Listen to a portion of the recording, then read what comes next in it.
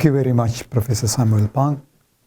I'm grateful to you for inviting and proposing this lecture, particularly on the topic of conflict and peace.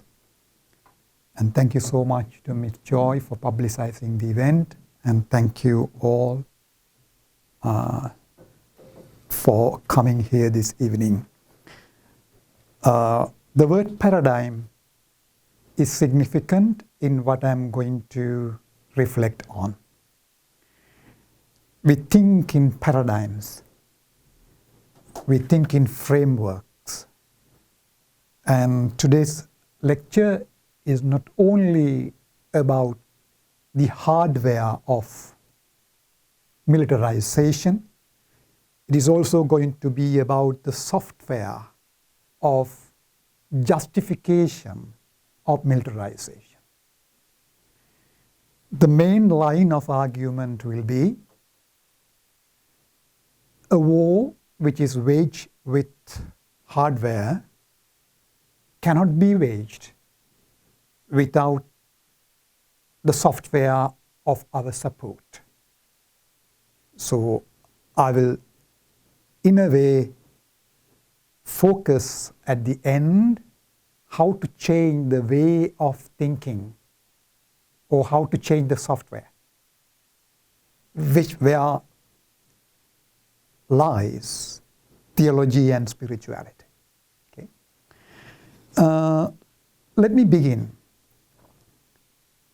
Most recently, the Okinawa mayor visited Washington and pleaded with the State Department authorities to stop renewed intense military training sessions on the Ryukyu Island.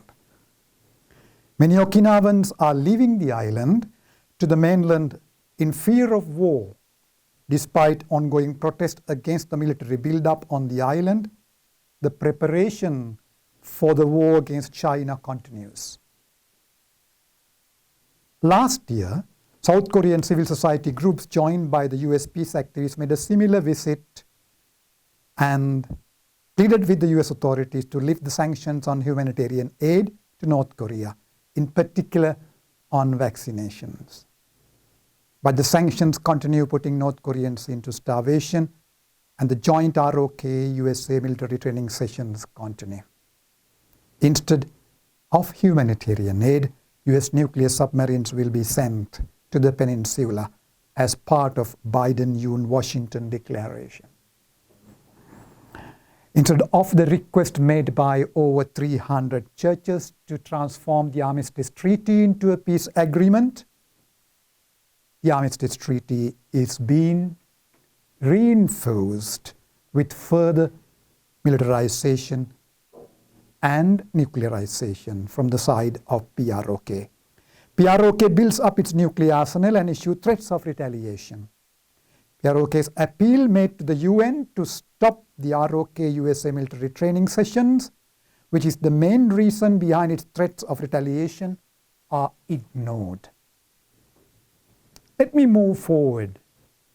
Just before Nancy Pelosi's visit to Taiwan, Thomas Friedman, a New York Times columnist, gave a stark warning saying that the visit is utterly reckless, dangerous, and irresponsible. Yet the Speaker of the US House of Representatives went ahead, generating serious tensions between China and Taiwan, one of which was reported just yesterday. Today, Taiwan is fear. A war situation like in Ukraine would come upon them. Returning from Beijing, the French President Emmanuel Macron told the media that Europe should not go with the American rhythm, which means war drive and Chinese overreaction. This means not to support any preparation for war between China and Taiwan, which in fact is a result of China-US conflict. Many Western leaders were not happy with the French president's position. Another narrative. Just before the Russian-Ukrainian war started in February 2002, the French president traveled both to Kiev and Moscow and negotiated a peace deal. But London and Washington heavily backed Kiev, escalating the conflict to a high-intensity warfare today.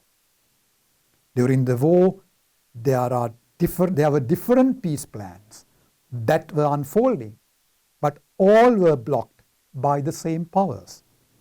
Most recently, China presented its peace plan, which was rebuked by the same powers. Brazil has called for negotiations between the two countries rather than arming Ukraine. The war has claimed, as we know, thousands of lives, displaced millions of people, and it continues further. Another one. In 2015, a joint nuclear deal was reached between Iran and permanent 5 members of the UN Security Council, the EU and Germany. In 2018, under Trump administration, the USA unilaterally withdrew from the deal. More to come. In 2011, there was a 6-point Syrian peace plan coordinated by the Arab League and the UN, which gained support of the Syrian government and the opposition. But constant support given to the Free Syrian Army by London and Washington aborted this plan. Pentagon now admits most of the weapons that were given to the Free Syrian Army went to ISIL or Daesh. Russia came to the support of the Syrian government. Millions of Syrians have fled the country and thousands perished. Another move. In 2011,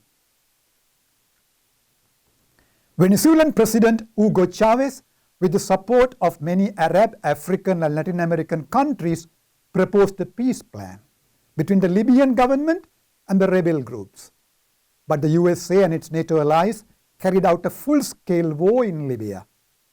In fact, NATO air cover was given to the rebel groups, and the rebel groups were led on the front line by Al-Qaeda formations.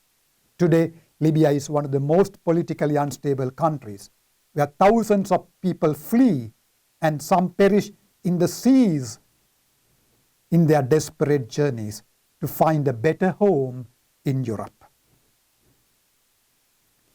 Another one which is closer to my heart. In 2006 in Sri Lanka, when there was a ceasefire agreement between the Sri Lankan government and the Liberation Tigers of Tamil Eelam, the Tigers were banned by the EU under immense pressure from London and Washington. In fact, 6 EU countries opposed the ban, but they were put under pressure to support the ban. The head of the ceasefire monitoring mission in Sri Lanka, Swedish General Ulf Henriksson, asked the EU not to ban the LTTE, saying that it would lead to a full-scale war, but the ban was imposed. The war killed at least 70,000 Tamils in 2009 within a matter of 6 months. The island became heavily militarized and later entered into a deep economic recession. Another one. In 2003, European countries led by Germany and France opposed the invasion of Iraq. But the UK and USA carried out its war against Iraq, destroying its entire social fabric. Pope John Paul II opposed the war. Archbishop Desmond Tutu opposed the war. So much so, after the invasion, Archbishop Desmond Tutu declined to sit with Tony Blair in a public meeting in South Africa, saying, after you and Bush decided to invade Iraq, the world is never the same as before. Those were prophetic voices. They were ignored. The list of preparation of war and ongoing wars is long. Therefore, I stop only by giving these snapshots, which are extremely crucial. In the snapshots I gave, there's a peculiar pattern. And this pattern determines the paradigms, or the paradigms determine the pattern. There is an argument that is put forward in justifying war and preparation for war. The war is for peace and security. That is the argument. Let's call this the war paradigm. Those who oppose the war propose political negotiations in achieving peace and security. Let's call this the peace paradigm. The two paradigms uphold two kinds of peace: victor's peace by military power, or negotiated peace by political consensus. I want to show that these are the two global forces at work today. The local politics of conflict and peace is significantly, I don't mean to say solely, significantly determines, or I mean to say over-determines by this geopolitical war and peace. The local is determined by these global geopolitical forces. The main question behind these forces is whose peace, whose security?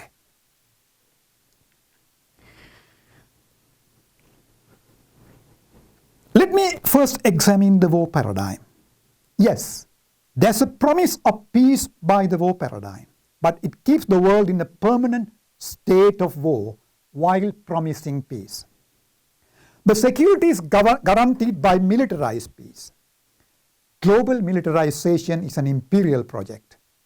It is fundamentally a power projection of the empire, which is built by monopolizing violence on a global scale and making many states its allies, and more accurately, its vassals. It is this global militarization that makes a particular state superior to the other state in the international system of states. The others are forced to join the war paradigm, mostly for their survival. In fact, almost all who live in fear of war, like those in East Asia, Okinawa, Taiwan, suffer and are displaced in the war zones in the world, are local people. They are the direct victims. They seem to be victims of local actors, but in fact, they are the victims of the war paradigm that is globally orchestrated. Millions perish in war. Many are maimed and raped. The people who are caught up in these wars are forced to flee their beloved homelands. Political borders of the countries who lead the war have been tightened. For strategic reasons, battle lines have been drawn on the ever-changing waves of the seas to secure the boundaries. Islands have been turned into strategic assets: Okinawa, Jeju, Guam, Hawaii, Sri Lanka, Singapore, Diego Garcia, so on and so forth, mostly in the Indo-Pacific region. Their peoples have been terrorized and forcibly evacuated. When the war drive cannot be sustained through land and seas, it is extended to the skies through aerial bombing, drones, satellites, and then to the outer space. There is an intergenerational ecological impact that is caused. Women and children are the most affected ones. The media tries to protect these wars, to portray these wars as internal strife or as butchery intrinsic to the underdeveloped world, or as terrorism, or as resulting from the inflexibility of the local parties in conflict. In fact, all the victims of the war paradigm are local, but the geopolitical overdetermination is global. What exactly is the war paradigm? Why is there a need for it? Who leads it? How is it justified when millions perish? The war paradigm is based on securitization of lives, land, seas, and skies through militarization over and against all other human concerns. What are the all other human concerns? Food, medicine, housing, recreation, democracy, human rights, business, protection of nature, etc. Dorothy Sohl, the German feminist peace activist, once stated, I quote, "The military political doctrine of national security has replaced the old political values and convictions of democracy, freedom of the press, and human rights. Instead, national security has become the foundation of policy. A threat to national security is the greatest risk, and its betrayal is a capital crime." End of quote. Why is it needed? It is needed to make those who lead the war invulnerable. To borrow a military term, it means to close the window of vulnerability of those who lead the war. Those who lead the war should shield themselves from any enemy attack. Who leads the war paradigm? Are there many who lead? No. That's a supremacist leadership in global militarization. The war paradigm is not simply constituted by an industrial military complex, but also by a supremacist claim to dominance and a belief system. Max Weber defines the modern state as the monopoly of violence compared with the disparate armed political units in the pre-modern era. This monopoly of violence today has taken a global scale under the modern empire building project, which has never existed in human history. The war paradigm emerged as a part of this empire building project. It results from imperial ambitions to dominate the world and bring it under one imperial order. Global militarization is fundamentally a power projection of the empire. It is only by monopolizing violence on a global scale that a modern empire can be built. It is this global militarization that makes a particular state superior to the others in the international system of states. The others are forced to join the war paradigm mostly for their survival.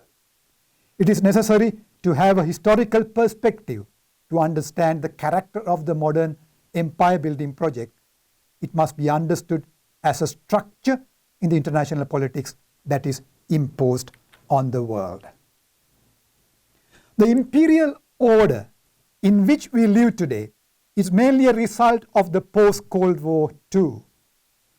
After World War II, the USA, in alliance with the UK, has been the main driver of this empire, which is countered by the USSR.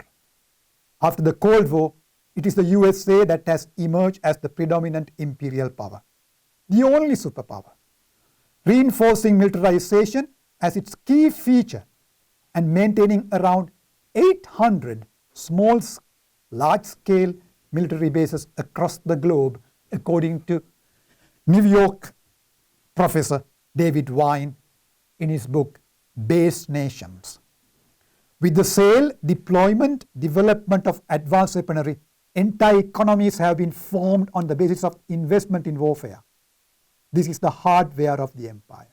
Therefore, the end of the Cold War, allegedly marking the dawn of a new world order, proves to be nothing more than another name for a single empire, furthering militarization of the globe as never before in our history, while causing deep polarizations between nations and ethnic and religious communities across the world.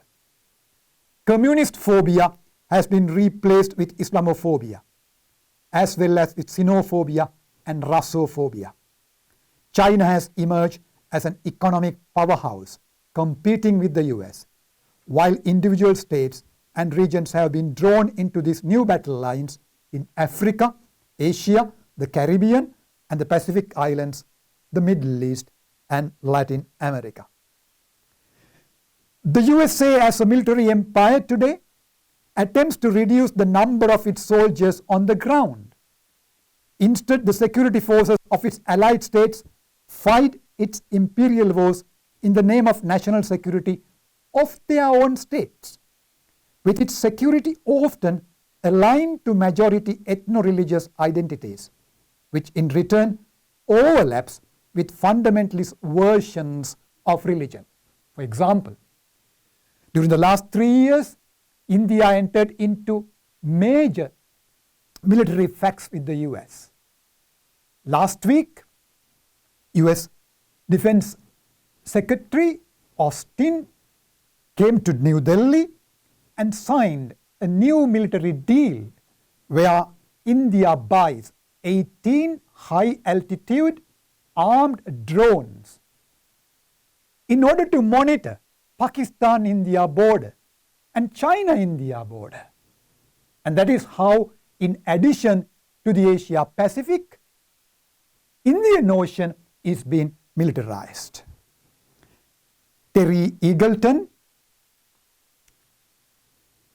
states, when a power exercises enormous military might, it can generate unimaginable chaos. I quote, "We have seen that the will which takes itself to be all-powerful, or which aspires to that condition, tends to wreak an exceptional amount of chaos and misery." End of quote. We have seen this in Hiroshima and Nagasaki. But I want to add Vietnam. Not only that, I want to add Iraq, Yemen, Tamil Eelam, Syria, Libya. When we talk about Vietnam, let's be conscious. Let's also talk about Iraq, Fallujah.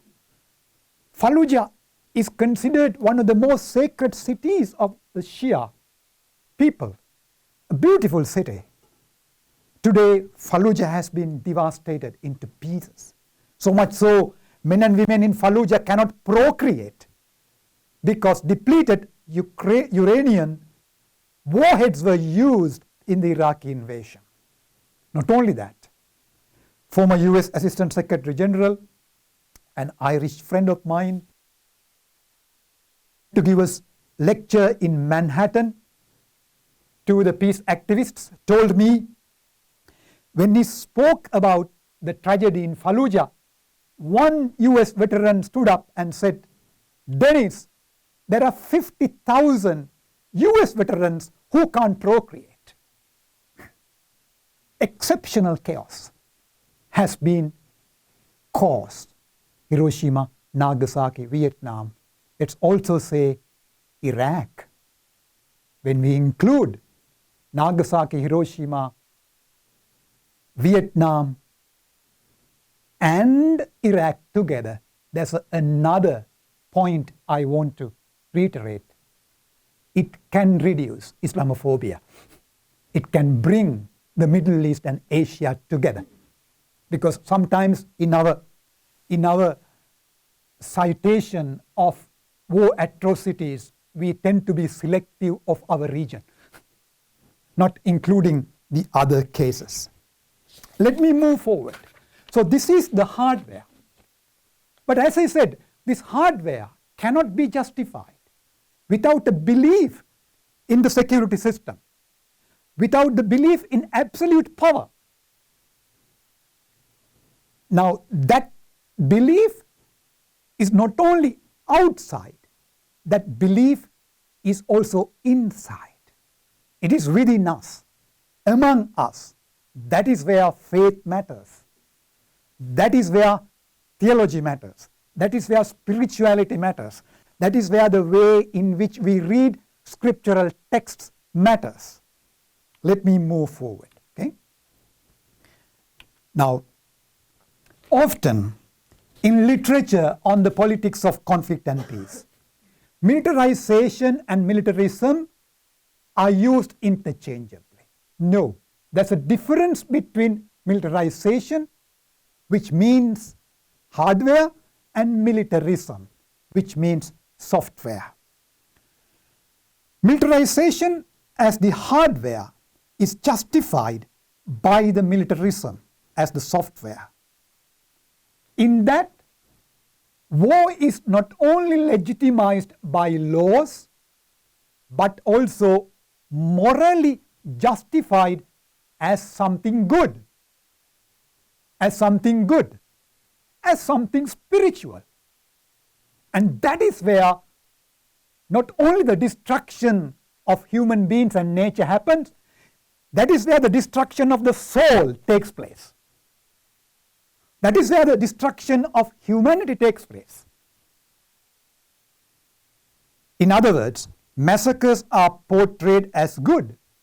The empire cannot maintain its physical structures of militarization without making hearts and minds conform to its ideology. This it achieves through a belief system in security, a new creed that idolizes such structures and which forms the software of the empire. What are the ways in which this software is made?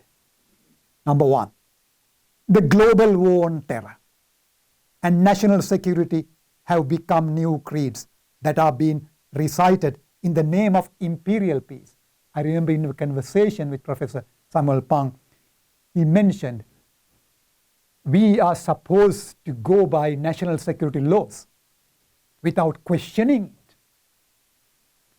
Often the language of this belief system is modern secular, but it is also supported and justified by a religious language that mobilizes societies. For some of the fundamentalist evangelical Christians, not all the evangelicals, justice in the Korean Peninsula means revenge against North Korea. And for peace, collateral damage is justified, which means in order to secure peace, you can kill. But the biblical peace, shalom, demands leaving the 99 and going after the lost sheep. It's just a reversal. Militarism is an ideological force that makes societies believe that securitization through militarization is the only way to peace. There's a fear instilled against the other. The reaction of the other to the extreme power projection is seen as the root cause. The other is seen as the root cause. I remember Martin Luther King's this most famous speech in the Riverside Church, where he connected the American civil rights movement with the peace movement for Vietnam. Openly he said, "This night, I'm not going to speak about Hanoi, nor about Beijing, nor about Moscow, nor about Havana. These are all communist states. I'm going to speak about my nation's conscience." North Korea doesn't have a civil society. South Korea has a civil society. South Korea has the capacity for conscience. Russia doesn't have a civil society, but Europe has a capacity for conscience. Let's put it that way, if you want to say. I'm also a bit biased. Martin Luther King also said in another speech, well, the communists do have a brotherhood without the father. We Christians do have a father without a brotherhood. Okay. A narrative is constructed and make it the truth. No other truth. There is no other truth. North Korea is evil. God is on our side. The truth about imperial power projection in the Asia Pacific is seen as normal, natural, and legitimate. Laws are introduced to that effect. Law and determination of truth are separated from one another. We don't need to go for an analysis. We don't need academia. We don't need civil society. We can apply the law. So there's a separation between application of law and determination of truth. Law normally is formed out of political will. And law does not stand on its own. Therefore, it is necessary, in order to achieve peace or strive for peace, to determine the truth rather than applying the law directly. Jesus healed on the day of Sabbath. That was why he was accused often.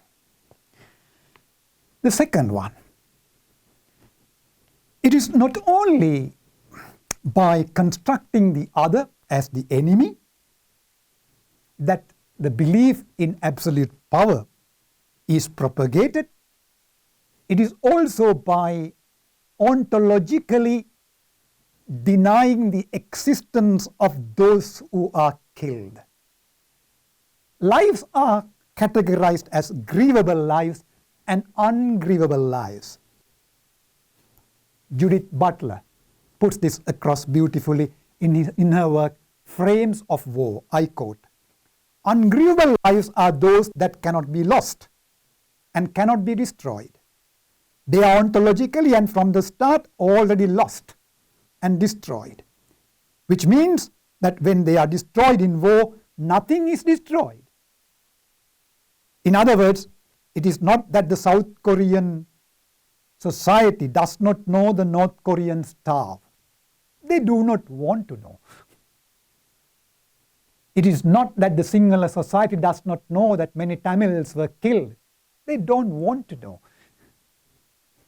It is not that the main powers in Europe and in the North Americas know that so many Yemenis, Libyans crossed the borders. They do not want to know. It is not that the Hindu fundamentalists in India do not know that the Muslims are persecuted on a daily basis. The Muslims don't exist. The North Koreans don't exist. Only Kim Jong-un exists. Palestinians don't exist. Tamils, Kashmiris, Dalits, women, children, the ecosystem, they don't exist. If they don't exist, ontologically from the start you can destroy. That's how Judith Butler argues. Is that all? Another way of justifying, another way of constructing this software is by using all that is sacred. All that is sacred. The war paradigm is also justified often in the name of peace, democracy, human rights, development, women's freedom, even stopping the nuclear threat. Anti-nuclear movement has been militarized. Human rights abuses in North Korea have been militarized. So everything that is sacred has been taken to justify the war paradigm. Humanitarian aid is militarized in Syria. Peace is militarized in Sri Lanka. Democracy is militarized in Iraq and Libya. Anti-nuclear movement is militarized in North Korea, Iran and Russia. The US President Joe Biden stated that donation of covert vaccination to the US allies is an arsenal of democracy. Covert vaccination is militarized. Arsenal of democracy. Whose peace? Whose security? Whose democracy? Who decides who should get vaccines during the pandemic and who should live without dying? And so let me come to my concluding part. That is about the peace paradigm. How do we move from the hardware of war and software of militarism towards a peace paradigm? In response to the war paradigm, we also witness an uncompromising resilience and resistance to by many people who oppose the war paradigm. They are inspired by different cultures, traditions, historical movements, etc. Above all these have been triggered by the basic human concerns and by the experience of vulnerability. The voices of those who are affected across the world are not only voices of despair, but also of hope. I believe the cross is not simply a moment of despair for those who are following Jesus. It's also a moment of hope. Peace paradigm upholds basic human concerns above militarized security. The call for basic human concerns arise from those who are vulnerable, those who are vulnerable reach out to the others as they need each other. They open the window of vulnerability to get connected with others. It is this need for each other that challenges the war paradigm and its global militarization and militarism. The peace paradigm arises not only from the vulnerable groups in the society, but also from countries who oppose destruction of what they have built socially and economically for decades. The peace paradigm is also an economic paradigm in a way, as opposed to the destructive militaristic paradigm. In conclusion, what are the basic steps that are needed for a movement for a peace paradigm? It is necessary to realize that we all are vulnerable and there's a need to come together in different ways and through different means. In fact, the peace paradigm can arise only by realizing our vulnerability under the war paradigm. The peace paradigm arises from our very human condition, where there is a fundamental truth, that is, life is possible only with livable conditions. Livable conditions can be created not by living better than the other, but by living well with the other. Livable conditions can be built not by constructing the other, but by overcoming the fear of the other. Fear of the other is predicated on the self and the other. Livable conditions can be built not by asserting one's individual right, no matter what happens to the other, but by taking responsibility of the other. In other words, to exist is to coexist. To be is to be with. I'm reminded of 3 biblical texts. The murder of Abel by Cain in Genesis chapter 4. When God asked Cain, "Where is your brother?" What was Abel's answer? What was Cain's answer? "Am I my brother's keeper?" Am I my brother's keeper? Assertion of one's rights at the expense of the other. The second text, Isaiah's vision of peace in chapter 7, where those who appear to be inimical to each other coexist with one another rather than killing one another. Third text is the judgment in Matthew's Gospel, chapter 25.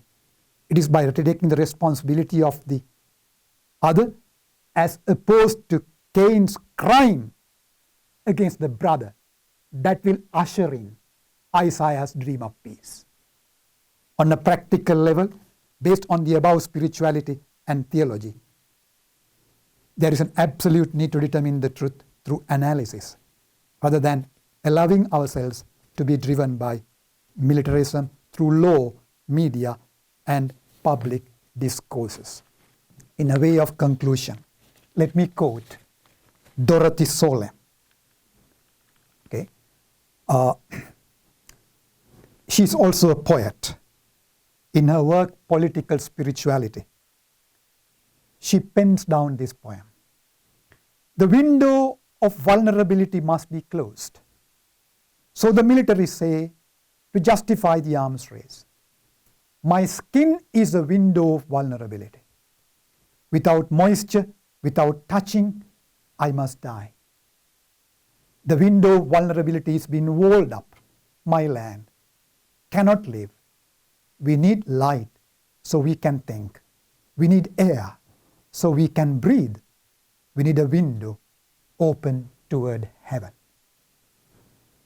And I want to play this song as a reflection, as I believe in forming a spirituality for peace. It's by Leonard Cohen. There's a crack in everything. That is how the light gets in. Thank you very much.